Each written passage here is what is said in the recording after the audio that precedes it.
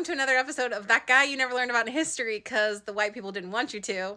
I'll be your host, the white people. This is a part of a larger series about black towns that have been erased through history and or literally washed away for Black History Month. But due to a series of regrettable illnesses and plagues, that has been moved into March. So hello, welcome. Today we're going to talk about a former enslaved man who then bought the property where he was enslaved, became a banker, and had a whole ass legacy in the state of Alabama. The black town of Benson in Alabama, known as Kowalgia Creek, currently located under Lake Martin. I can't wait for every citizen of Alabama to come for me when I get the geography and pronunciations wrong.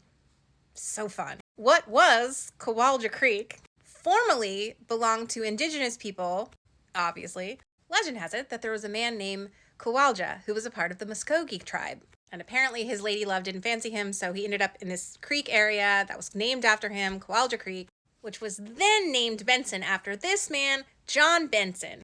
Now you're all caught up. Side note, you would not believe the technical issues I'm having trying to make this video. Our story begins. John Benson was enslaved at a plantation in Kowalgia Creek area of Alabama. 1860s. Not a great time to be a black man in this country. But there's a light at the end of the tunnel, because at the conclusion of the Civil War, John Benson is granted his freedom and a mule.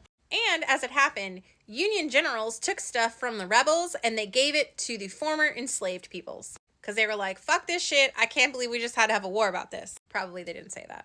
Anyway, so unfortunately, at some point, John's sister was sold to a plantation in Florida. And Florida, much like today, was like the wild, wild west. You're just putting your life in someone else's hands if you entered into that state. And you know what? That's solid advice for today. But John was like, no man left behind. I mean, woman. No sister left behind. I'm going to get her. And he did. At the time, one of the few places that he could earn a livable wage was at the Shelby County mine.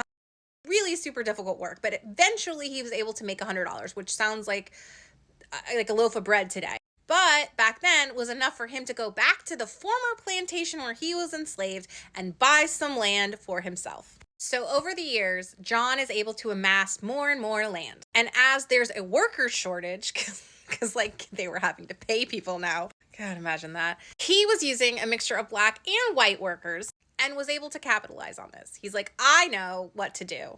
I'm going to grow all this stuff. And eventually was able to buy 3,000 acres of land. And on top of that, he's so wealthy that he's like the bank now. People come to him for loans. Imagine being the person that's enslaved at a plantation and then owning it one day. So we could stop there and that would be a success story. But John has a son named Will. And Will is an entrepreneur just like his dad. He goes on to get a degree at Howard University. So he really values education. He's like, Dad, lend me 10 acres of land. I'm going to make a school, but not just any school. It's going to be like a badass school. And his dad is like, bet. The Kowalgia Academic and Technical Institute was founded in 1898. The school educated black children for over 40 years. It enabled black people to learn skilled trades and profession that they otherwise wouldn't be able to learn. They had excellent educators. Booker T. Washington sat on the board. The school had a modern band. They had a YMCA, a YWCA. It was getting it done. On top of that, Will was like, I'm going to be the first black dude to own a major railroad. And he did. The Dixie Line in 1914, which was great while it lasted. But unfortunately, that's also the time that World War I began and everything changed. And even more unfortunately, Will succumbed to an illness not long after and passed away before his father, who then passed away in 1925. In 1923, the Alabama Power Company began construction on the Martin Dam, which was completed in 1926, I believe, and flooded the entire area, including some indigenous land as well, which, that's pretty much all our land. Yeep. So anyway, these two black men did amazing things for their community. They were pioneers in their field. I'd never heard of them. Many people had never heard of them. And a lot of their successes lie underneath Lake Martin in Alabama. So in conclusion, I don't know how y'all are swimming in any southern lakes in this country. Follow me for more of this uplifting series. Bye.